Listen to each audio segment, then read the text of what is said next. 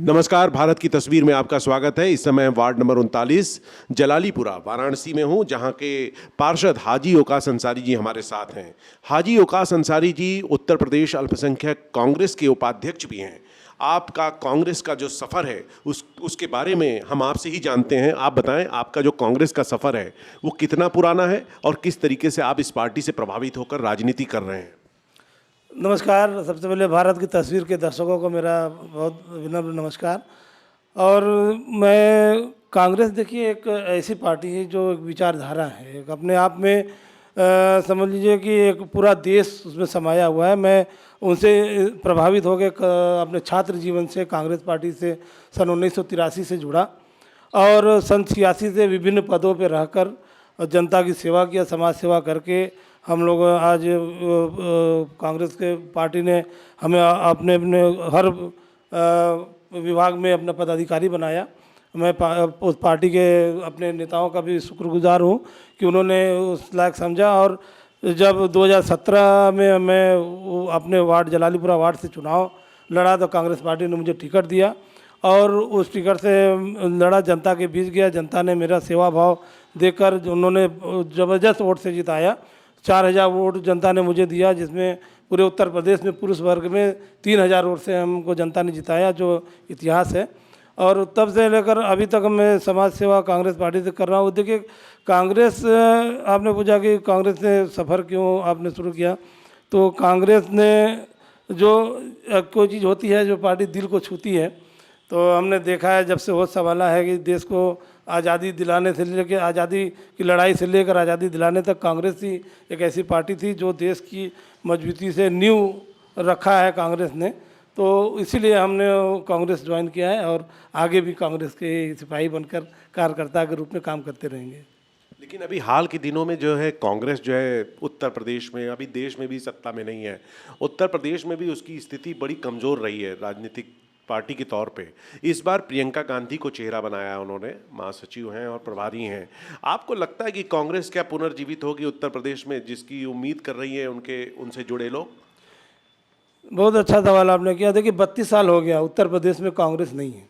और आप जब आज के जो युवा पीढ़ी है, आप उनसे जाएंगे जिसकी 30-32 साल उम्र है, उन्होंने उत्तर प्रदेश में कांग्रेस की सरकार नहीं देखी, तो उनको अभी नहीं मालूम है। लेकिन जिस तरह से कांग्रेस ने उसके पहले काम किया बना उत्तर प्रदेश में, चाहे वो चीनी की मिल हो, चाहे बिजली के कारखाने हो, चाहे एयरपोर्ट हो, चाहे कॉलेज हो, स्कूल कॉलेज हो, चाहे मेडिकल कॉलेज हो, चाहे आईआईटी हो या आईआईएम हो, जितने भी इसके उत्तर प्रदेश के विकास के लिए जो बने थे वो कांग्रेस नहीं बनाए थे।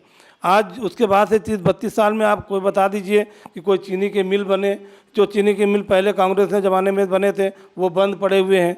जो कल कारखाने थे वो बंद पड़े हैं। यूपी का हैंडलूम, हम बुनकर परिवार से ताल्लुक़ रखते हैं, उस वक्त कांग्रेस सरकार ने यूपी का हैंडलूम दिया था, जिसे बुनकर अपने कपड़े को उत्पादन करके उस पर बेचता था। आज बुनकर बदहाल है, परेशान है। तो ये आज स्थिति है। आप जैसे कहा कि माननीय प्रियंका गांधी जी ने उस बगडोर को अपने हाथ में लिया है। लड़की हूँ, लड़ सकती हूँ, जो औरतों, जिस महिलाओं को दरकिनार किया गया। वर्तमान सरकार कहती थी कि बेटी बचाओ बेटी पढ़ाओ, तो आज बेटियों को उन्होंने पीछे कर दिया। अब बेटियां हर जगह, उनके साथ शोषण, बलात्कार, अत्याचार। तो उसको रोकने के लिए कांग्रेस, माननीय प्रियंका गांधी जी ने लड़की हूँ लड़ सकती हूँ का जो एक ऐतिहासिक नारा दिया है, आज पूरे जोश के साथ। और महिलाओं को उन्होंने 40% टिकट में आरक्षित भी किया है। इसके पहले भी कांग्रेस पार्टी ने महिलाओं को 35%, 33% आरक्षण पूरे देश में लागू करने की बात भी उठाई थी। कांग्रेस ने देश में पहला प्रधानमंत्री महिला दिया, कांग्रेस ने पहला राष्ट्रपति महिला दिया, कांग्रेस ने पहला स्पीकर मीरा कुमार के रूप में महिला दिया। तो कांग्रेस ने अब एक प्रियंका गांधी जी के नेतृत्व में आगे बढ़ चुकी है उत्तर प्रदेश में। अब खाली उसको हमें फसल काटने की देरी है। जनता आंख उठा के देख रही है। जो कोरोना काल में नोटबंदी से लेके जीएसटी से लेके सारे बेरोजगारी आज जिस तरह से चरम पे है हिंदुस्तान में, अब जनता पलट के आ रही है कांग्रेस की तरफ। और उत्तर प्रदेश में 2022 में माननीय प्रियंका गांधी जी के नेतृत्व में सरकार बनने जा रही है और 2024 में माननीय राहुल गांधी जी के नेतृत्व में देश में परचम लहराने वाला है। और देश की जनता ने ठान लिया है कि इस दोनों, ये जो ठीक है, आपकी बात मान लेता हूँ, जो कांग्रेस की राजनीति है वो कहीं ना कहीं जो सपा उसकी जगह ले चुकी है। कांग्रेस एक नेशनल पार्टी थी, उसकी जगह पे तमाम क्षेत्रीय पार्टियां हर राज्य में ले रही हैं। तो आपको नहीं लगता कि समाजवादी पार्टी एक बहुत बड़ी चुनौती है कांग्रेस के लिए, क्योंकि समाजवादी पार्टी का सरकार लगातार रहा है, बीजेपी है। तो आपको लगता है क्या कि कांग्रेस इतनी आसानी से समाजवादी पार्टी को रिप्लेस कर लेगी? बिल्कुल कर लेगी। देखिए, जैसे हमने कहा कि 32 सालों में सिर्फ सपा, बसपा, कांग्रेस और भाजपा, ये तीनों की सरकारें थी और सब जनता ने सबको देख लिया। अखिलेश यादव को देख लिया, मुलायम सिंह को भी देख लिया, मायावती को भी देख लिया और कल्याण सिंह को भी देखा है और योगी आदित्यनाथ जी को भी देखा है, लेकिन कांग्रेस को नहीं देखा। क्योंकि अब इन लोगों की सरकार जो आई, अपने विकास के बड़े बड़े दावे किए, लेकिन कांग्रेस ने करके दिखाए हैं। इसलिए जनता ने मन बना लिया है कि इस बार प्रियंका गांधी के हाथों को मजबूत करना है और उस कांग्रेस की सरकार बनाना, क्योंकि मौका जनता ही देती है। तो जनता के हम लोग दरबार में जा रहे हैं, उनसे कह रहे हैं और जनता का हमें भरपूर सहयोग भी मिल रहा है और सरकार कांग्रेस की भी बनने जा रही है। हाँ, कुछ कमी पड़ेगी तो अपने सहयोगी पार्टियों से उसका सहयोग भी लिया जाएगा। आपका नाता कांग्रेस से है, पुराना नाता है, आप बुनकर समाज से आते हैं, तो बुनकरों की समस्या की बात आप कर रहे थे कि उनको भी जानते हैं, आप बुनकर समाज से आपका नाता है। लेकिन मेरा सवाल ये है कि अगर आपको शहर उत्तरी, अभी पार्षद हैं, शहर उत्तरी से अगर आपको दावेदारी, जैसा कि आप प्रयास में हैं, अगर मिलती है, तो उस वहाँ पे सिटिंग जो मंत्री हैं बीजेपी के हैं, एमएलए, तो आप कितनी पुरजोर तरीके से शहर उत्तरी के लिए कार्य कर सकते हैं? क्या क्या शहर उत्तरी की संभावना है, क्या काम नहीं हुआ जो हाजी साहब आप करेंगे? देखिए, अभी पार्षद हैं, मैं भी एक जनप्रतिनिधि हूँ और जिस तरह से जनता की समस्या होती है उसको हमने पूरे 4 सालों में देखा है।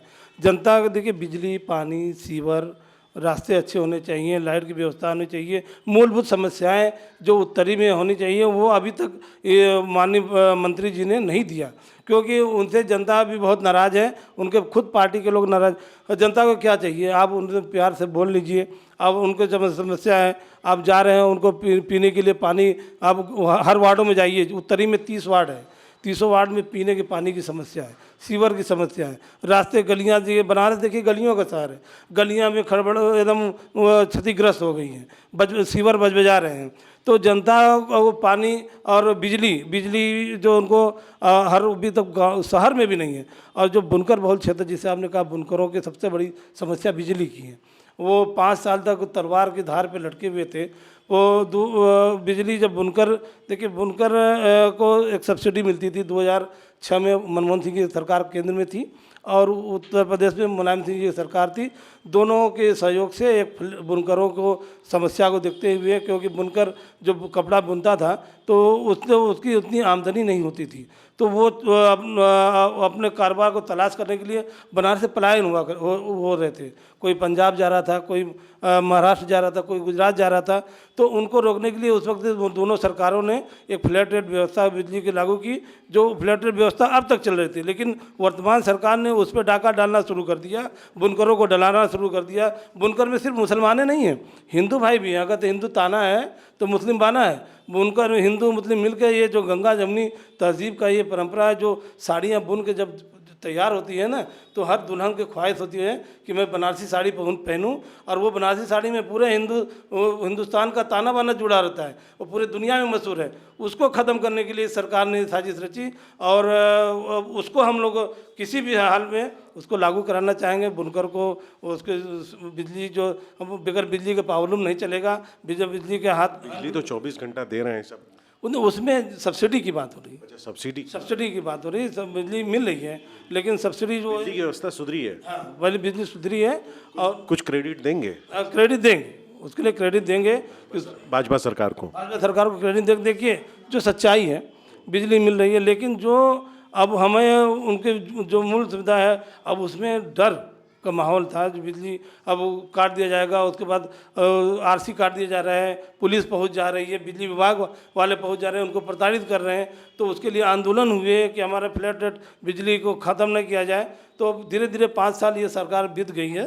अब देखिए, आने वाले में जो वर्तमान नई सरकार आती है तो बिजली के लुभावन भी दे रहे हैं। अखिलेश यादव ने कहा है कि 300 बिजली यूनिट देंगे, फ्री देंगे, लेकिन कांग्रेस ने भी इसका कहा है कि आने वाले सरकार अगर बनती है तो बिजली बिल और बुनकरों को जो फ्लैट रेट बिजली व्यवस्था मिलती थी वो पूरी तरह से चालू रहेगी। तो कांग्रेस आने वाले समय में, हम लोग कांग्रेस के सिपाही हैं। और बुनकर की जो समस्या है उससे खाली मुस्लिम नहीं है, हिंदू भाई भी बुनकर हैं, मुस्लिम भाई बुनकर हैं। और जो बनारस में देखिए ताना बाना बुनकर सही है, वही एक मेन कारोबार है, उसको आगे बढ़ाने के लिए हम लोग काम करेंगे। और जो मूलभूत समस्या है जैसे बिजली, पानी, सीवर, रास्ते और जो जितनी मूलभूत समस्या है, शिक्षा पे इनको और स्वास्थ्य पे, वो सब काम हम लोग करने जा रहे हैं। तो हम बात कर रहे थे हाजी औकास अंसारी जी से, जो कि वार्ड नंबर 39 जलालीपुरा के पार्षद हैं और कांग्रेस के पुराने नेता हैं। आप कह रहे हैं कि यदि आपको दावेदारी मिलती है और अगर कांग्रेस की सरकार बनती है प्रियंका गांधी जी की, तो क्या क्या कार्य ये कर सकेंगे। खासकर इन्होंने बुनकरों की समस्या को सबसे ऊपर रखा है और बाकी गलियों की सीवर तरह की समस्या, बिजली समस्या की बात कर रहे थे। आप बने रहें भारत की तस्वीर के साथ।